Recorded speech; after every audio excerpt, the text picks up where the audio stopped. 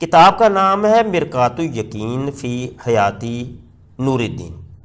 اکبر شاہ خان قادیانی نے یہ کتاب لکھی ہے قادیانی مرزائیوں کے پہلے خلیفہ حکیم نور الدین کی حیات کے اوپر۔ صفحہ 80 اور 81 اٹھا کے دیکھیے۔ یہاں پہ بتاتے ہیں جی، دوسری بات جو رامپور میں بڑی عجیب نظر آئی یہ تھی کہ ایک طالب علم میرے دوست تھے، یعنی وہ کہہ رہا ہے کہ میرا جو طالب علم تھا وہ میرا دوست تھا، میرا یار تھا، وہ پڑھنے میں کچھ سست ہو گئے، یعنی وہ طالب علم جو میرا یار تھا وہ سست ہو گیا، ٹھیک ہے جی۔ جس طریقے سے وہ عزیز الرحمن کا جو شاگرد تھا تو اس نے اس کو پیپروں میں پاس کرنے کے لیے ورگلایا اور اس سے الٹا کام اس نے کیا، غلط کام کیا۔ تو اسی طریقے سے وہ جو یار تھا، طالب علم تھا، وہ پڑھائی کے اندر سست تھا۔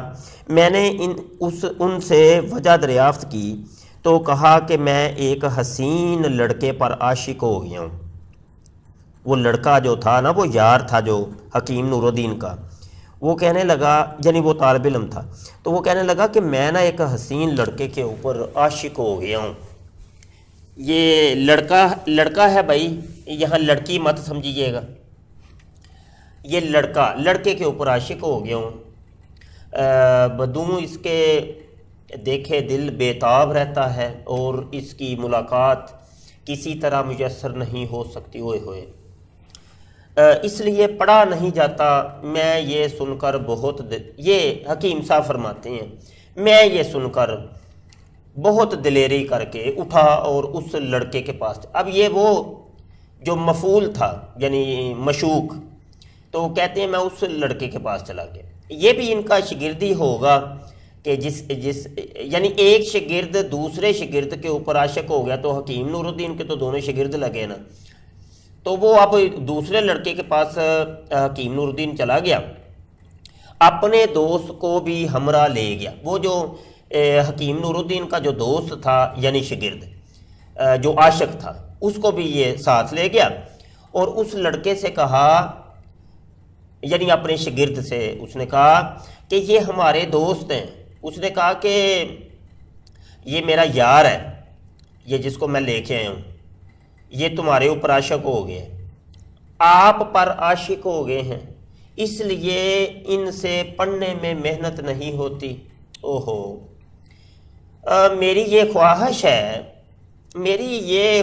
ہے کہ یہ روحانی کام جو ہے نا، یہ روحانیت، تو یہ روحانی کام جو ہے نا، اس کے اندر میری خواہش ہے کہ ان کے پڑھنے کا حرج نہ ہو، لہٰذا میں ان کی سفارش کرتا ہوں کہ یہ عصر کے بعد آپ کے پاس آ جایا کریں گے اور شام تک آپ کی دکان پر بیٹھ کر مغرب کے وقت اٹھ کر چلے جایا کریں گے۔ آپ میری سفارش سے اس بات کو منظور کر لیں۔ میری اس جرت پر اس شریف لڑکے کو بڑا ہی تعجب ہوا اور پھر کہا کہ بہت اچھا، آ جایا کریں۔ اس سے معلوم ہوا کہ جو شخص للہ فی اللہ کام کرتا ہے خدا تعالیٰ اس میں ضرور برکت دیتا ہے۔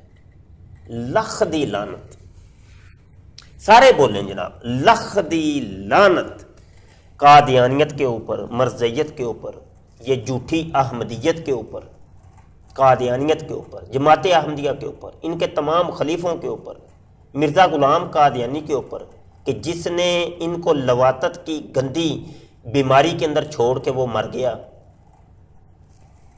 اور وہ ان گندے کاموں کو اللہ کی طرف منسوب کر رہے ہیں جی، معاذ اللہ، کہ یہ جو گندا کام ہے للہ فی اللہ ہونا چاہیے، تو پھر اس گندے کام کے اندر برکت ہوگی، اس رجولیت کی طاقت کے اظہار کے اندر برکت ہوگی، لواطت کرنے کے اندر برکت ہوگی، قوم لوط کا جو کام ہے وہ کرنے کے اندر برکت ہوگی۔ اور شرم تو نہیں گئی اس خلیفے کو، حکیم نور الدین کو، کہ ہونا تو چاہیے تھا کہ وہ اپنے شاگرد کو جوتا اتار کے کوئی دو اس کے منہ کے اوپر رسید کرتا کہ کم بخت، یہ تو کون سے چکروں کے اندر پڑ گیا ہے، لواطت کے اندر اور بے حیائی کے اندر، تجھے کوئی مرزین لڑکی نہیں ملی، اتنی مرزائیوں کی لڑکیاں ہیں تو اس کے اوپر تو عاشق ہو جاتا.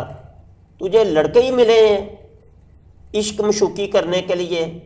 استغفر اللہ.